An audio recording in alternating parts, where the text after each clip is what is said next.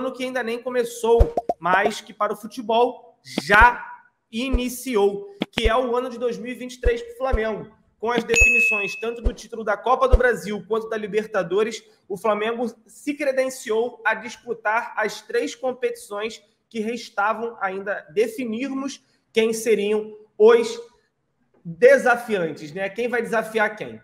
Por um lado, temos o Flamengo, que ganhou a Libertadores, então ganha o direito de disputar o Mundial e também a Recopa Sul-Americana. Por outro, com a Copa do Brasil, a gente, além da premiação, tem alinhado a Supercopa do Brasil. E com isso, o Flamengo vai para a temporada de 2023 disputando todas as competições possíveis e imagináveis. Eu digo isso porque existe aí o Paulistão, mas o Flamengo é carioca, então não tem como disputar uma competição que não tem nada a ver com a gente. O fato é, com esses 2 títulos, se a gente achou que o Flamengo fez muito jogo esse ano, Rafa, tu imagine no ano que vem, meu amigo. É verdade, verdade. E o negócio já começa bom, Cleitinho. Por quê? Supercopa do Brasil já no dia 28 de janeiro. E não é qualquer Supercopa do Brasil, não, é contra o Palmeiras. É o nosso grande rival esportivo no Brasil. De longe, assim, acabamos não encontrando com eles em rodadas decisivas de Copa do Brasil e Libertadores por acaso e porque outros times tiveram mais competência que eles também. Também não dá para achar que é só o acaso. O Atlético Paranaense chegou na final, por exemplo, da Libertadores com mérito, mas já começa esse jogo aí no dia 28 e em fevereiro, já no dia 8, se eu não me engano, já começa a Recopa. Então, eu nem falei de Mundial ainda, hein, que eu não sei a data, então também não dá para ficar chutando muita coisa. Mas o Flamengo já começa o ano tendo desafios muito difíceis. Lógico, você tem o Carioca, ali no Carioca você pode jogar com garotos nas primeiras rodadas, você tem um nível de enfrentamento mais baixo também, mas você já começar o ano contra o Palmeiras, quer dizer, o Flamengo será exigido ao longo do ano e não será exigido somente de maio para frente, de oitava de Libertadores para frente. Esse começo já é importante para a gente, até para a gente dizer o que a gente projeta para Libertadores, para a Copa do Brasil, e o grande desafio que é esse Mundial, cara. Que todo mundo sabe que é difícil, mas não é impossível. Aliás, talvez seja a única competição que o Flamengo não entra na condição de favorito. E mesmo não entrando na condição de favorito, em 2019, por exemplo, a gente não conseguiu o resultado do título, mas foi uma competição que mostrou que o Flamengo foi lá para disputar. Não é um time que vai para fazer turismo.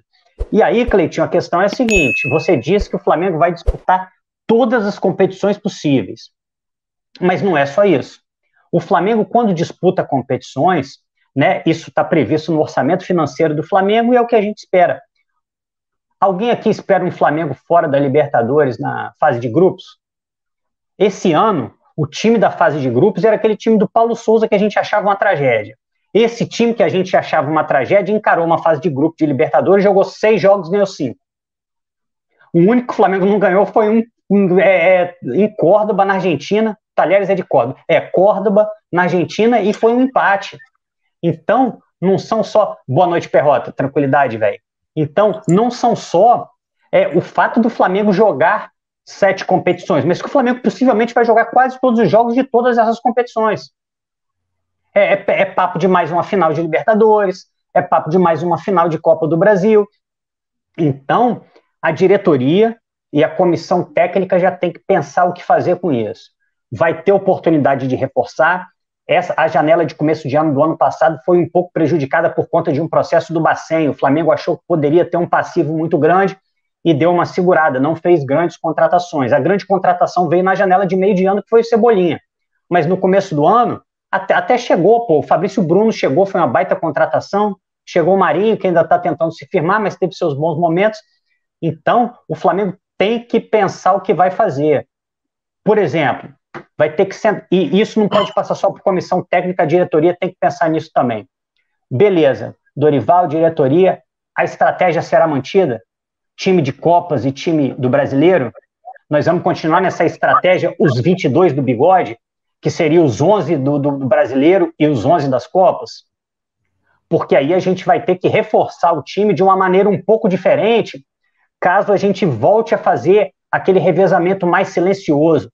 mais na linha do que o Jorge Jesus fazia, de você manter uma espinha dorsal e ir revezando os jogadores aos poucos, né? Você tira 3 jogadores, coloca 3, e assim você consegue, de alguma maneira, controlar a minutagem. Então, isso tudo tem que estar na cabeça do Flamengo, porque essas competições que o Cleitinho falou vão exigir 2 coisas. Elenco. Já temos, mas é interessante melhorar. Por exemplo, o goleiro. O goleiro reserva seria um Deus nos acuda. Elenco. 2, estratégia. O que nós vamos fazer diante dessa quantidade de jogos que será absurda? É papo de mais de 70 jogos isso aí. Eu não parei para fazer as contas, não. Mas é tranquilamente uma quantidade de jogos, assim, absurda.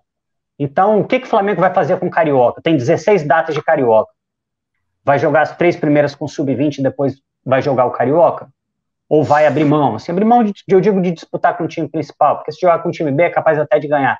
Então, isso tem que ser muito bem pensado, a diretoria tem que pensar muito bem, porque se por um lado a gente fica feliz de saber que nós vamos disputar tantas competições, isso significa título, significa premiação, a gente tem que saber exatamente qual vai ser a abordagem do Flamengo em relação a essa quantidade de jogos.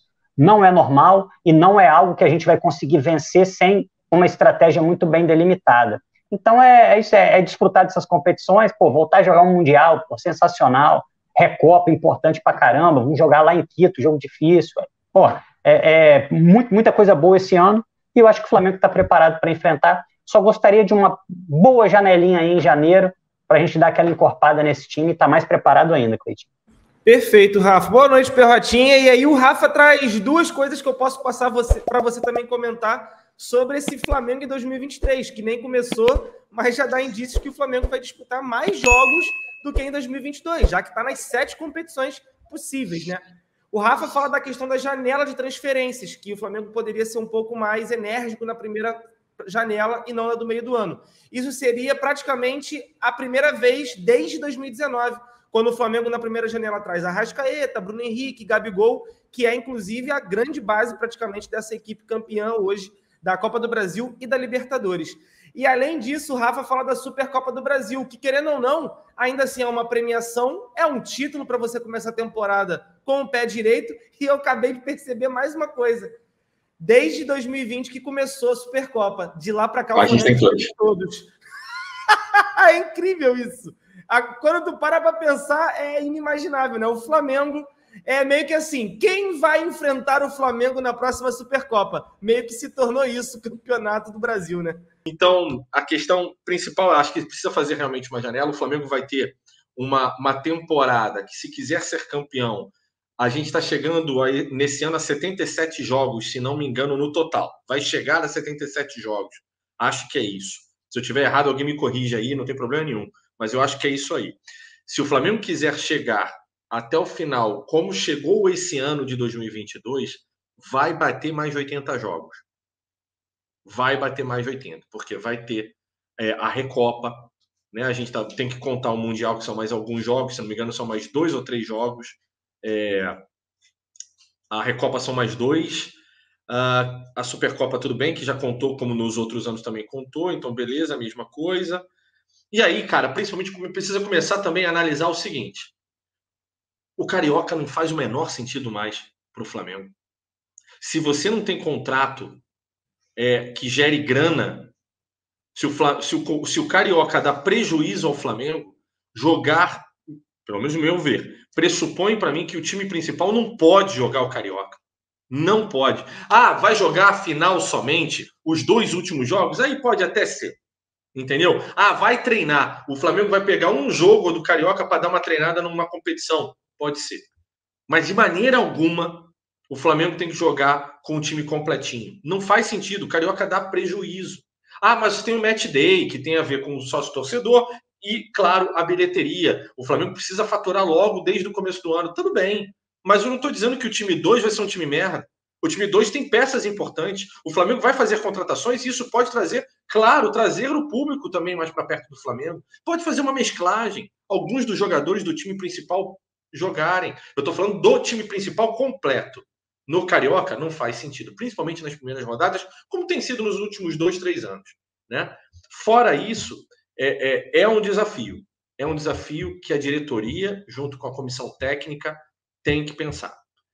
A maratona de jogos derrubou o Atlético Mineiro em 2022. Isso, e a maratona de jogos derrubou também o Flamengo um pouco em 2020. Claro, teve pandemia, teve um monte de coisa aí também, mas em 2021 principalmente. Tem que se pensar nisso.